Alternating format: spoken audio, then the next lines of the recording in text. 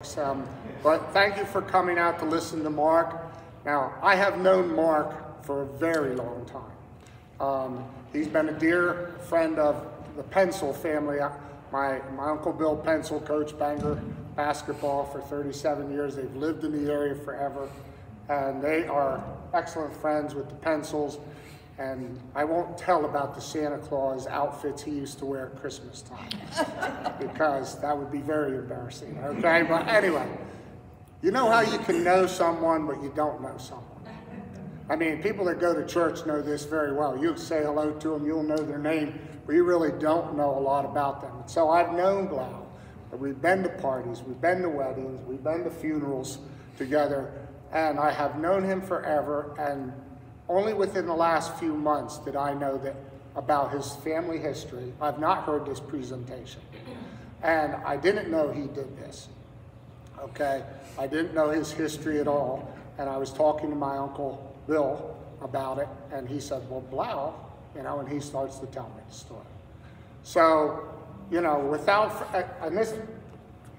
let me do this correctly.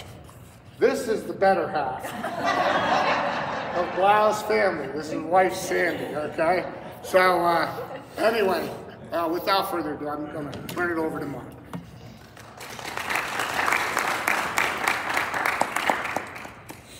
The year is 1938, and we are in Vienna, Austria. The Nazis have taken over Austria and Vienna, and the Nazis made sweeps of neighborhoods looking for Jewish males particularly. And on this day there was a sweep in a specific neighborhood. And he could hear the sound of the Nazi boot coming down the steps.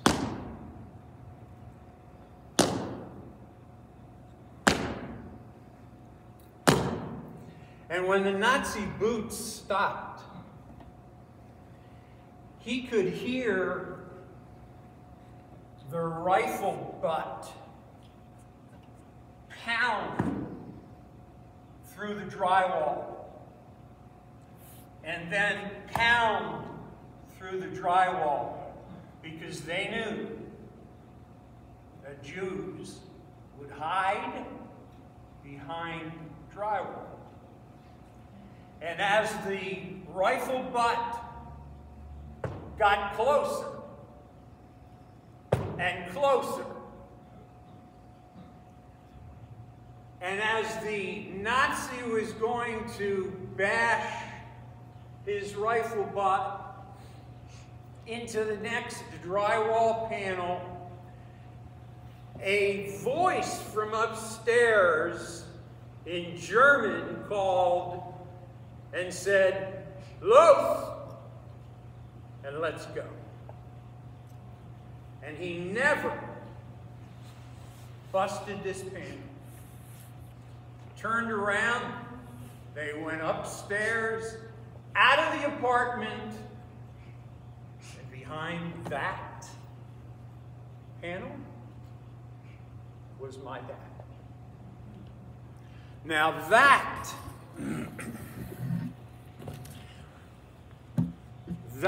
is how fickle life can be. If he busts that panel, if that Nazi commander doesn't yell, "Stop," I don't get to be here. No Marc Blau. Holy cow world.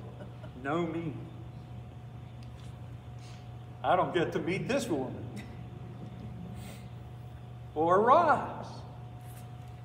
Or any of my yogi friends. Or any of my new Methodist friends. Just like that. That much. That much. So what you're going to get today is a very opinionated story on the Holocaust. You can believe what I tell you. You don't have to believe what I tell you. Go research it for yourself. This is coming from somebody who lost every relative that he had. Except 3, which you'll see. Go ahead. Now, my brother wrote this book because he's way smarter than I am. He finally retired from his job and had time to do it. I did help him. He used the Austrian embassy. He used Holocaust organizations, Red Cross, International Red Cross. He found just tons of things about the family. My mom and dad, when they came to this country, because they did escape, when they came to this country, they wouldn't speak a word of German. Never. They became Americans in an instant. And they became patriotic Americans who loved this country, as you can well imagine.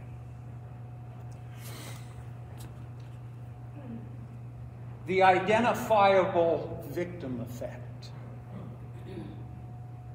And that's why my brother and I tell the story.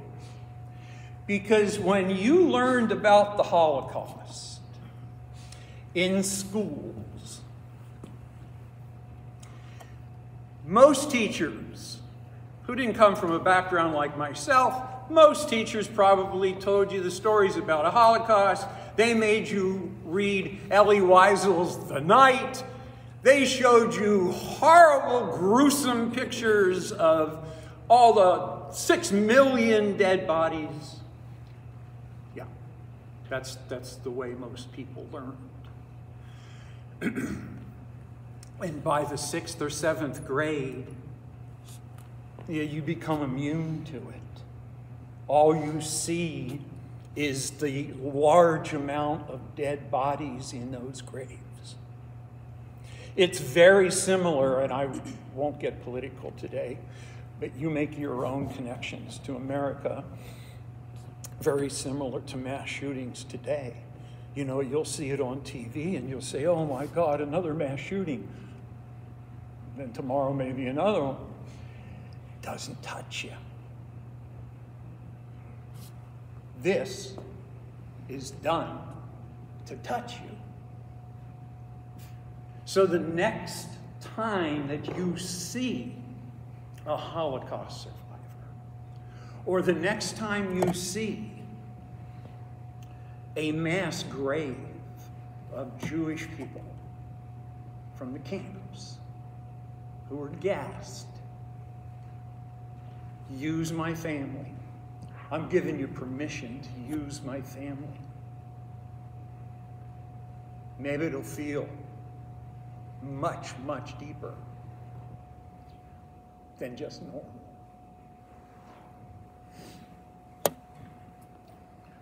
Mother Teresa, if I look at the mass, I'll never act. If I look at one, I will. Go ahead. So that's Walter and Gertrude Blau. Good-looking duo. 1938, that's their wedding picture. Now, as I tell you this story, there are gaps galore. Because there's no way in the world you can find out every single thing that happened in their courageous journey out of that hell in Vienna. They got married in 1938. And my brother and I suppose that they got married so they could be together. Because By 1938, if you were Jewish, you probably thought you were going to die, because they were already taking many Jews away. How my mom and dad survived in that crisis situation, how they survived for a whole year before getting out, miraculous. And I don't have all the answers, but plenty. All the stories that I tell you were given to us by my mom and dad. They told us stories. A lot they didn't tell. We wish they did, because then we'd have the entire story. Go ahead. These are my grandfathers and grandmothers. Never met them. Never met them. Or my cousins or aunts, uncles, any of that. Isn't that horrible? Growing up without a grandmother or grandfather. And I don't tell you these things so you go, "Oh, poor boy." I tell you these things so you can feel what it feels like when there is some kind of a genocide like occurred during World War II.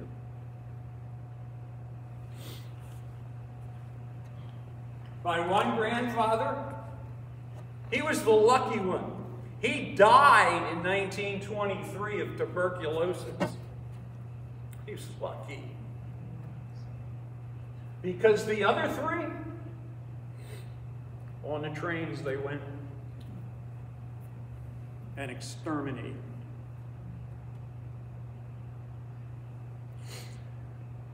There's my missing aunt.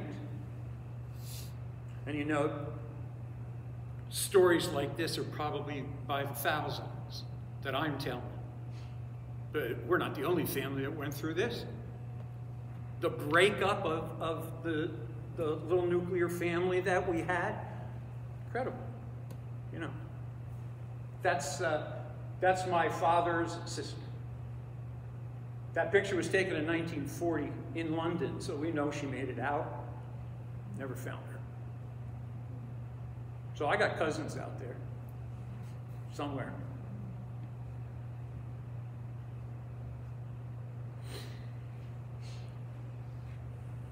Now, once again, even when I taught school, this stuff I could care less about. These are all dates, things that you hear or read in your textbook. After World War I was over, the European nations, they just crushed Germany so bad that there was nothing there. Gave rise to different kind of fascist groups. He wrote Mein Kampf in the 20s, 1925. Here comes some opinion, and don't believe, ever believe, that the world and the United States didn't know what Hitler was going to do. 1925, it was written. Pick it up and read it sometime. You'll understand what he was going to do.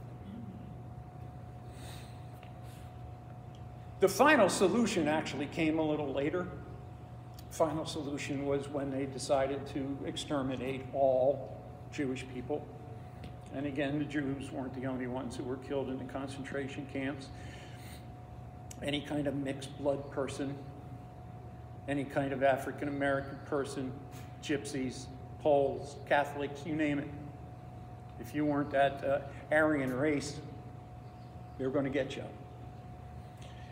1938 was when the Anschluss took place. That's when Germany absorbed Austria, made it into one. And, you know, my mom and dad were in there. So was the rest of my family.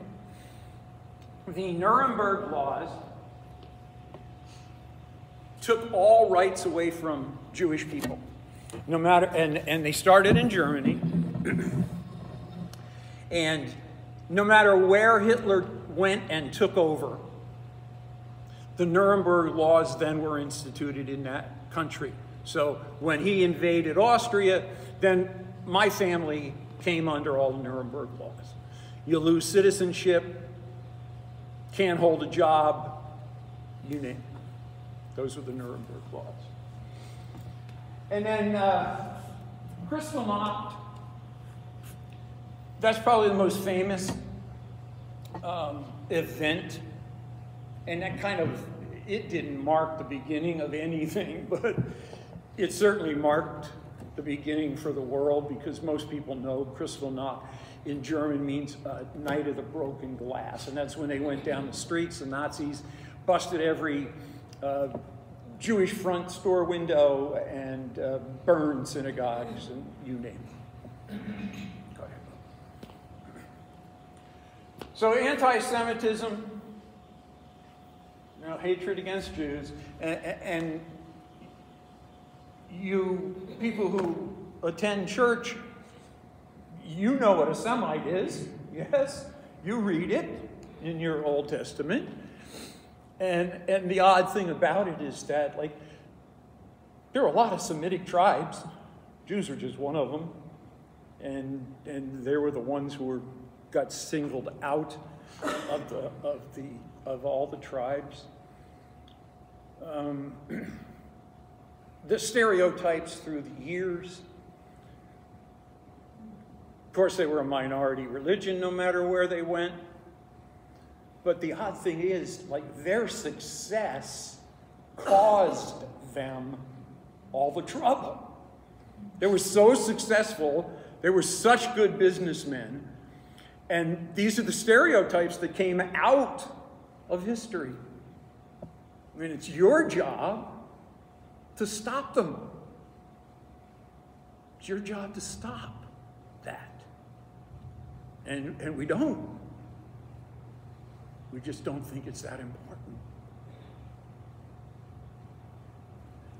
Next time you stand there and you listen to somebody tell a joke, you know it's going to be an anti-Semitic joke.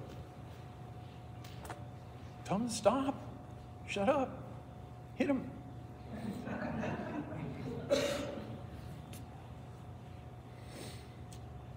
And that last one down there, boy, that line bothers me.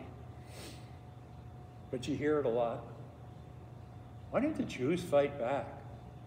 Like, why did they just get on the trains and go to the camps and get exterminated? Of course they fought back.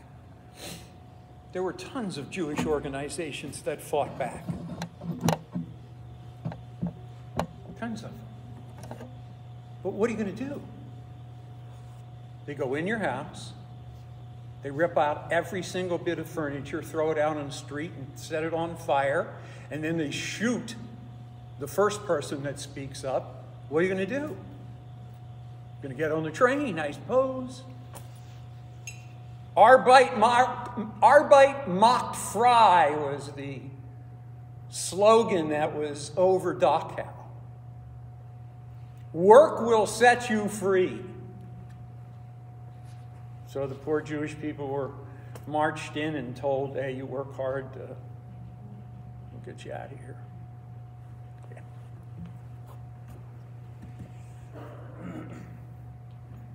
So there's Hitler on the top there, hit the picture. 200,000 Viennese people. 200,000 welcoming the Nazis into Vienna. Now, I doubt very much if my mom and dad are in that picture. They're probably running for their lives somewhere. 200,000 Sieg Heiling him as he comes down the street. And please don't think that I'm going to do all the work here today. So what do you do? Let me hear your thoughts. What do you do? You're there. Hitler's coming down the street today. Where are you going? As I told my classes, I'll sit here until I die.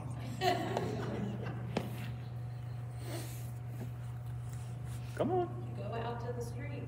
You're going out into the street. To see what's going on. Are you see Kyling them? Getting that hand up, everybody else around you is. Could be, yeah.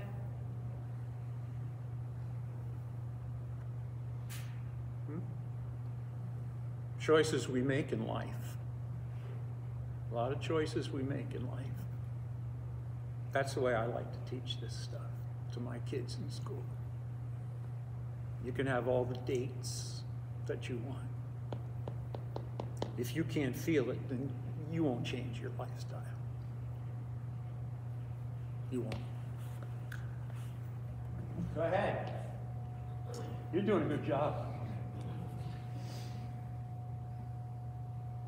So that gun example, that's a really good example. Here, I'll use Roz and her sister. Now, put your finger like this, like it's go. Don't get nervous, Roz. Put the stuff down. Yeah? So now, here's the gun example. And again, what are you doing? What are you going to do? Here's your choice, sister. You shoot Roz, you win. You don't shoot Roz, I shoot you. That's the situation that they were in. What's your choice? Are you shooting your sister? Could you live with it? No. So you're just going to sit there and get shot? Yeah. We'll probably both die. We probably both die anyway, so. It's comforting. But yeah, that's famous philosophical question, that conference. Because when we get to the end, the Nuremberg trials and the verdict and stuff, that covers that. There's an answer to it, whether you like it or not. And my dad told me that a couple of weeks after Hitler came down the streets of Vienna, they were invited to their best friend's house for dinner. And they went for dinner, and after dinner was over, they had coffee and some dessert, and their best friend said, "When you get taken away, can we have your furniture?"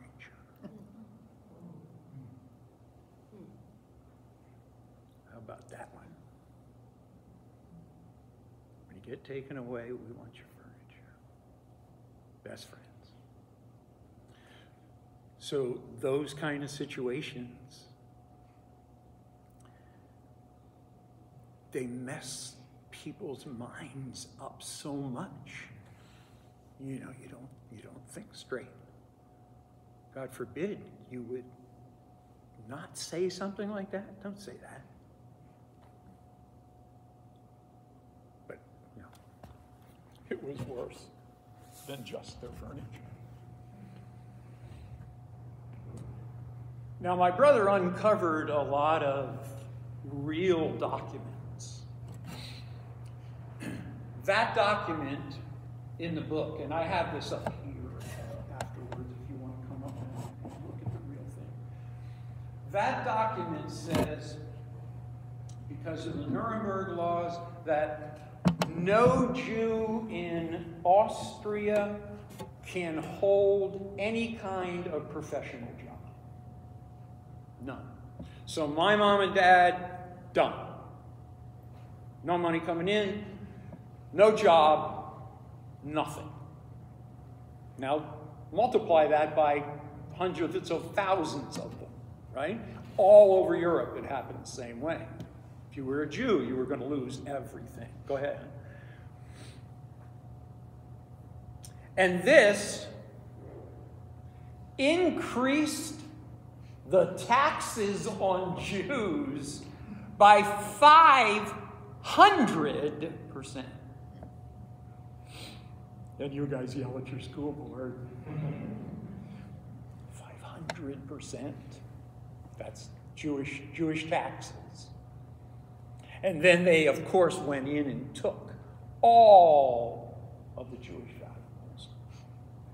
Paintings, gold, silver, money, you name it. Confiscated all of it.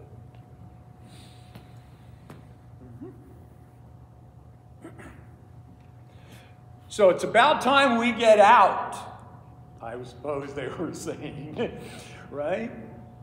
By 1942, you had about 128,000 Jews who had already left Austria. They saw what was coming. Somehow they got out. And they were alive. A lot of them went to other European countries, which didn't do them much good because it caught up to them. Plenty, of course, were murdered. And then you had the Jewish problem. And we'll just talk about the United States of America, the greatest country in the world. And again, don't think for 1 second, if you saw the PBS special about the Jewish refugees. Don't think for 1 second that the United States was sympathetic with the whole situation. They set quotas. They only let a certain number of Jews come in a year. Again, make your own parallels to America today. Yeah, history sometimes does repeat itself. But you understand why. You understand. Hey, we feel sorry for you, Walter and Trudy Blau. We feel sorry for you.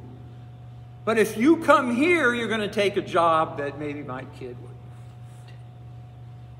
So maybe we don't want you. And their reply would be, well, if you don't let me come here, where am I going to go? Right? Sad situation. And even Hitler knew it. That's a quote from Hitler. It's a shameful spectacle to see the world of democracy dripping with compassion and yet remains heartlessly stubborn in dealing with the Jews despite its publicly proclaimed duty to help. Hitler taking advantage, publicity-wise, of the situation. It would have been nice if all of them could have got out, I suppose. But that was not going to happen. So we get to the point.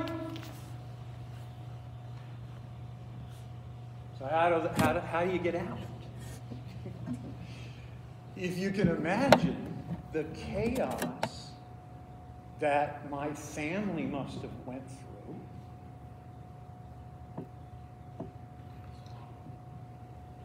You had 200,000 Jews coming to America by the end of the war. That seems like a pretty big number.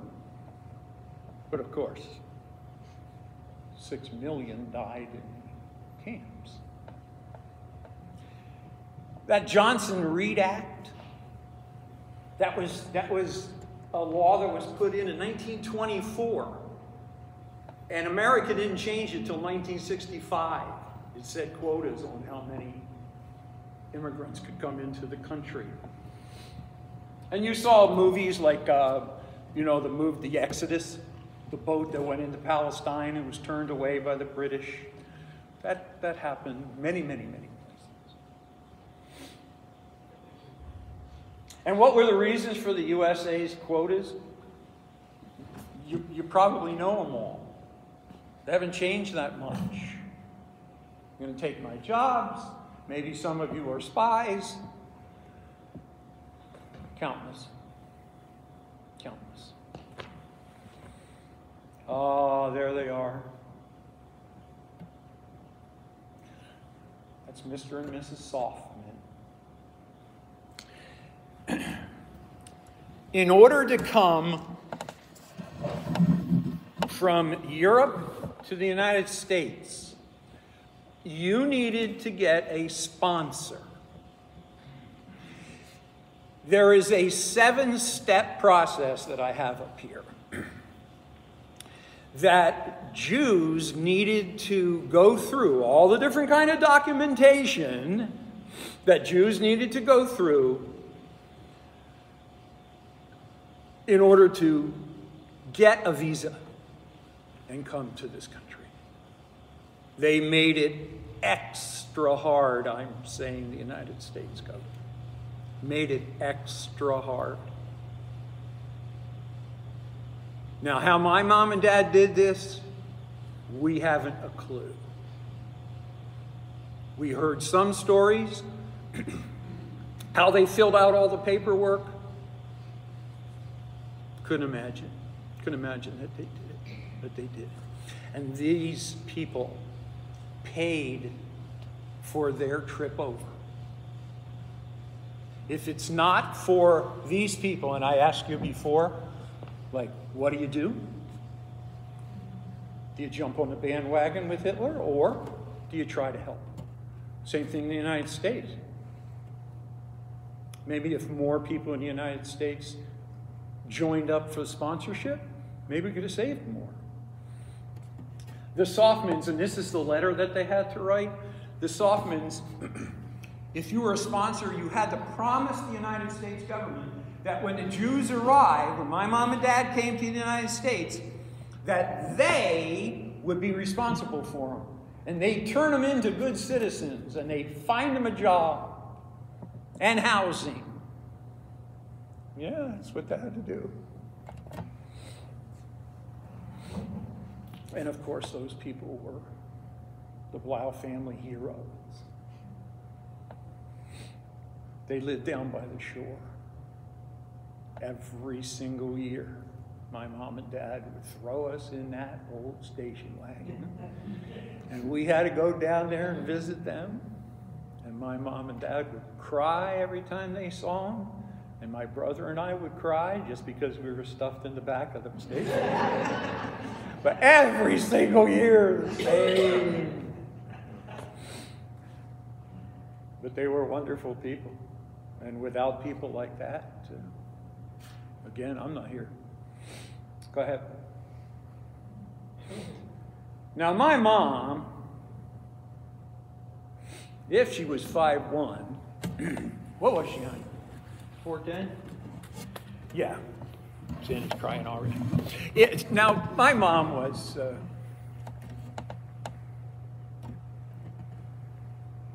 well, she had to jump to hit me, like when I was bad. She was that tiny. She couldn't see over the steering wheel like the back wrestler. She was the nicest person you'd ever want to know. Never had a bad word to say about anybody. Ends up dying at 56 stinking years old, she dies. But she was so quiet. But here again, things like this, like a Holocaust, people like spin their heads around and turn into like maniacs. And that's, my mom used to tell me this story, that in order to get their passports, she waited in a line for hours. She was at the top of the line. She needed to get inside. The Nazi who was inside was going to stamp her passport and give it to her. And they were closing the door. And they told everybody in line to come back tomorrow. And my mom, she said, I busted right through that door. She said it was open, busted through the door, wrapped her legs around the desk, kicked and screamed and cried and yelled. They gave her the passports, threw her out the door. Yeah, that's what people do. That's what she did. Incredible story. Go ahead.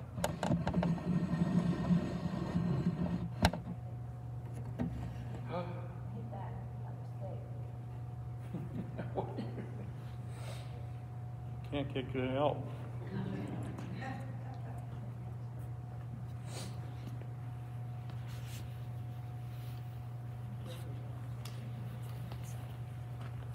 So there they are. These are the passports. And we have these. The real ones. Incredible. Notice the J. To signify that when you're traveling through Europe, everybody knows you're a Jewish person. The J.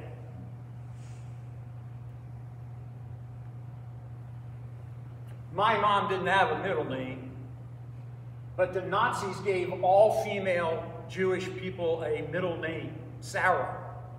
Biblical, Sarah. Signify you're a Jew. And they used to give, now my dad didn't have a middle name, but they used to write in Israel in there for males.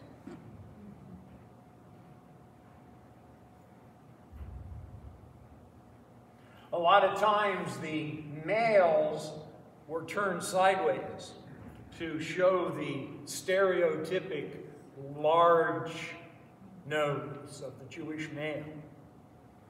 And Hitler, Goebbels, and all the other boys, fabulous job, propaganda-wise. They used every stereotype that they could find. Everyone. And did you know, did you ever hear of Theresienstadt? That was a model concentration camp in Germany that when the Red Cross would come to inspect the concentration camps, that's where they took them. Theresienstadt, named after Teresa, Empress of Austria, I think. And it was a beautiful place. They had their own money, food, dressed nice. Yeah, they were great at it. Go ahead, Ben. Now, how did they get out? My mom ended up getting a boat in Genoa, Italy. So she went from Austria, from Vienna, Austria, somehow either smuggled out, don't know, got to Genoa, Italy, and that's where she got her boat. That was in 1939. My dad, he didn't get out till 40, March of 40. And he somehow got to England. Now, whether they were smuggled out or not, we don't know. Go ahead, bud. These are the two boats that they took. Mom's boat, Dad's boat. Let's take a wild guess where they had to be for 13 days. Steerage. Bottom of the boat, cargo. My mom, if anything ever makes me cry, it's always that thought. Didn't know how to speak the language. No money. Alone. My mom and dad didn't come here together. Alone for 11, 13 days. It must have been that bad. And my dad took this boat out of Liverpool. And he said he was in a holding camp in Liverpool. It wasn't a concentration camp, but it was where Jews and other people waited for papers, waited to get called, waited to get put on a boat and come to America or go to South America, wherever. So my dad had noticed that people who arrived after him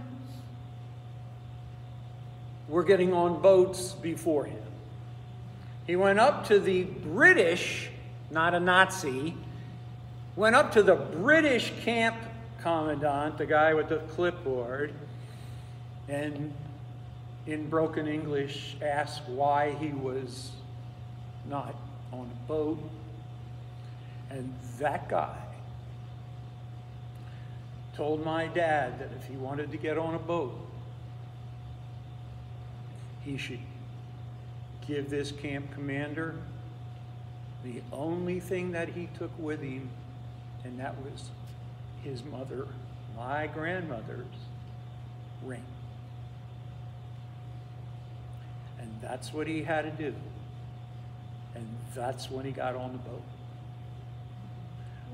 So not only the Nazis, there were a lot of people out there taking full advantage of the situation.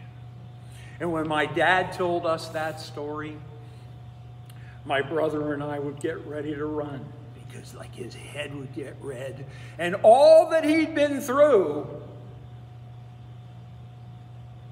the loss of his parents and everybody they knew, everything they've been through, that's the guy that he wanted to go back and get. He hated that guy. So the worst comes out in a lot of people in those situations.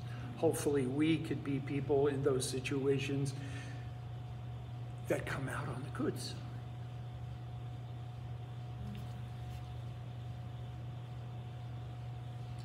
Go ahead. Those are just the concentration camps. We know exactly where our grandmother and grandfathers were taken. Those are the actual manifests that say exactly what train they were on. And you know, that came back to kill the Nazis come trial after the war. They kept such meticulous records. They knew every single Jewish person, where they went, what camp they were in, how they died, when they died, you name it. Yeah. They're proud of it. And that came back to get them. Called Nuremberg time.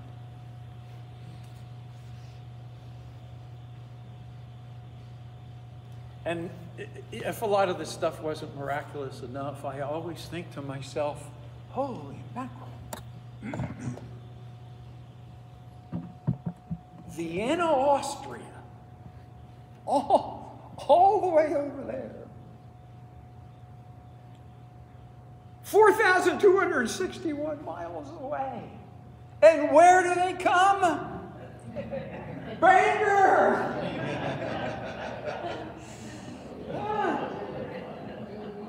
Why in the world?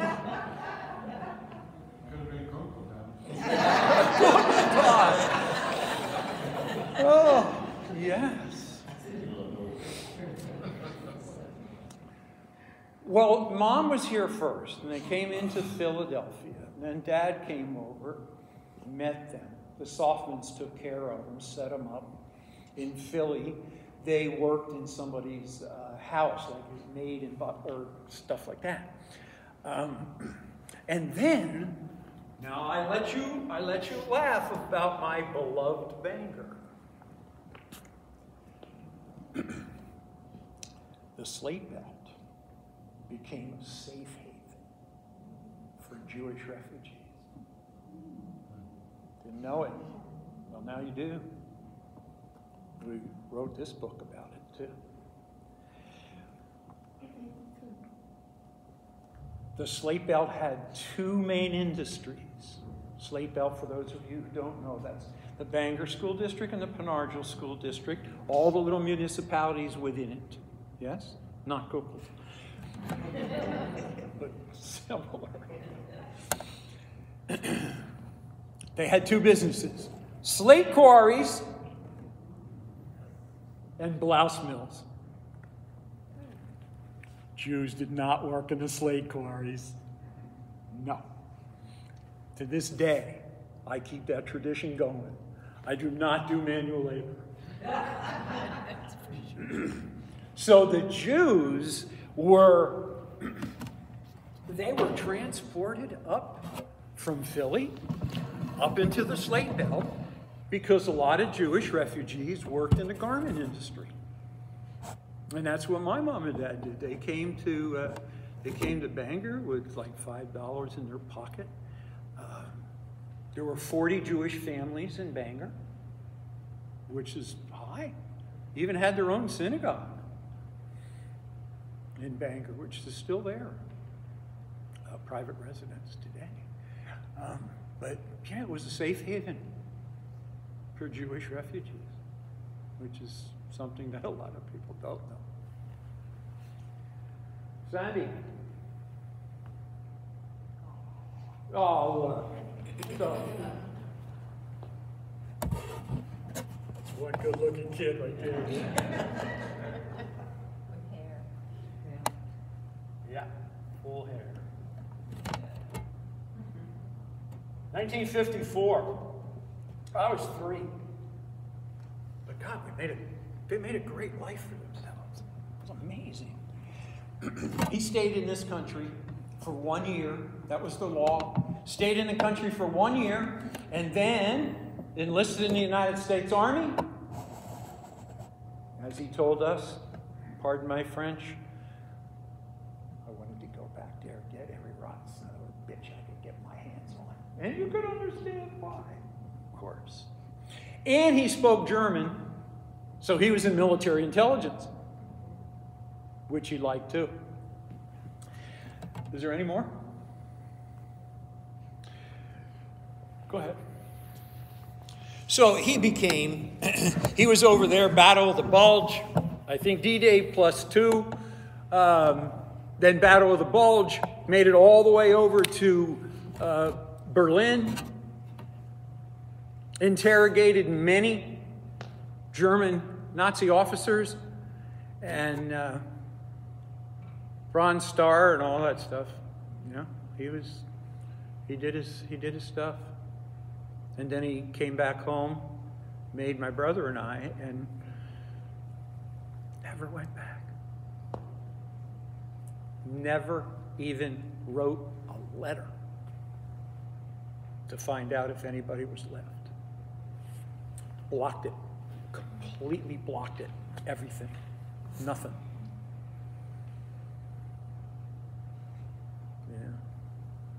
Sad. That part. But they put 2 kids through school. He wrote this. Put it in the Eastern Express on July 4th. Proud to be an American. I'll let you read it if you want to see a copy of it.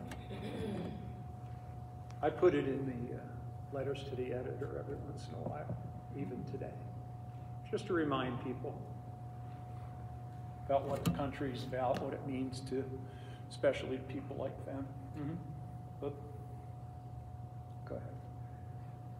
Now, we have veterans in here from World War II. We do have some veterans, though, from other wars. Thanks for your service. And the liberation of the camps was a horrible sight. You can read accounts of American soldiers who had seen all kinds of mayhem and death. And when they went into those camps, they got down on their knees and just puked. It was so bad. And for the people close to the camps to deny that they didn't know what was going on, the American soldiers said that they could smell the stink of the dead bodies for miles. They knew. They knew. And there again, when you see them sometime in your future, think about the Blaus. Maybe that'll touch you a little bit more. So the Nuremberg trials, keep it right there, bro. So the Nuremberg trials, and here we come back to the gun example and those kinds of questions that I threw out at you. The Nazi defense, hey, we're following orders. If we didn't follow the orders, then our commanders would have shot us. That was their defense. And the verdict, of course, was that soldiers do not have to follow any kind of immoral order. Now, you'll pay the price, of course, on the battlefield if you say no. But, and I'm sure it happens, of course it does. But that was the verdict. And each of us are responsible for our own individual actions. Hence the gun example. Or when you were among the 200,000 people in the streets. Or were you in a back room somewhere organizing a way that you could smuggle some Jews into your basement? Each of us responsible for our own actions.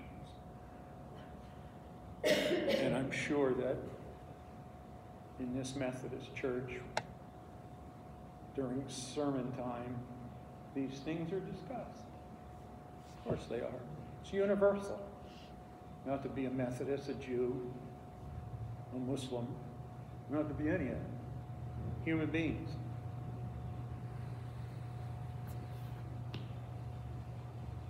Go ahead. Genocide, if you've never looked the word up, Raphael Lemkin, 1944, he's the one who put the two Latin words together and came up with genocide. If I have this up here if you want to copy it. It's thick and there's no pictures. A Problem from Hell, America in the Age of Genocide. Excellent.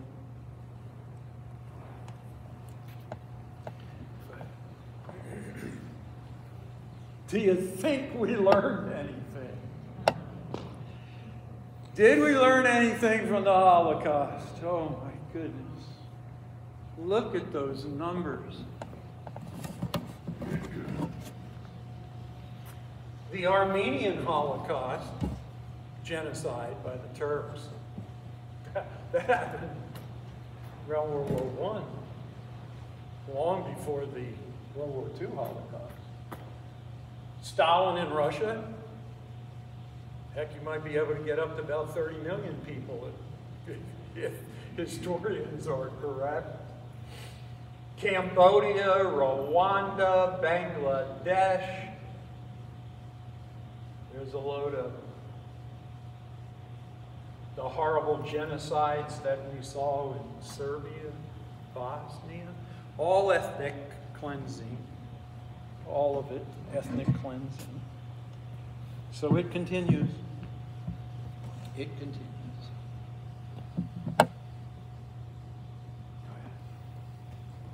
So I leave you with this. This is the famous Holocaust poem that was actually written by a Christian minister. First they came for the communists and I didn't speak up because I wasn't a communist. Then they came for the Jews and I didn't speak up because I wasn't a Jew. Then they came for the Catholics and I didn't speak up because I was Protestant. And then they came for me.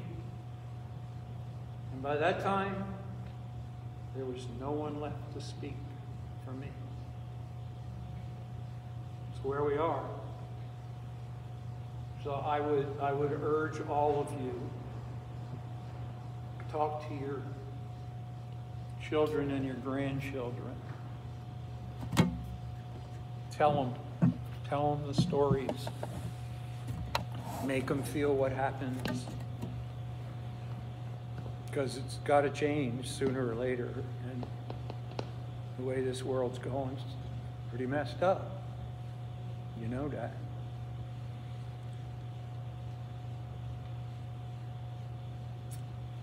Questions? Good, you're like my first period class. All right, thank you.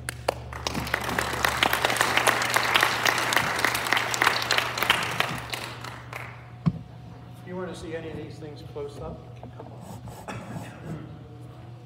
Thanks for having me, Kenny. Oh, you're welcome. It didn't leave me with a happy feeling, but No. most of my relationship with Blau was a lot of joking around and fun. So I had never heard this, so this was my first time too. So I want to thank you very much, and I'm so glad that he not only took it from his family's expression, but mentioned all of the Holocausts and genocides that have happened, because they continue to happen. Middle East, Africa, Europe, wherever. We don't learn. And I think as Christians, I think we have an obligation to learn and speak up. And for the yoga group, namaste. Okay? And just want to thank you for coming. Please take the time if you want to come up and talk to Blau or check anything out. Just go ahead and do that. Okay? Appreciate it.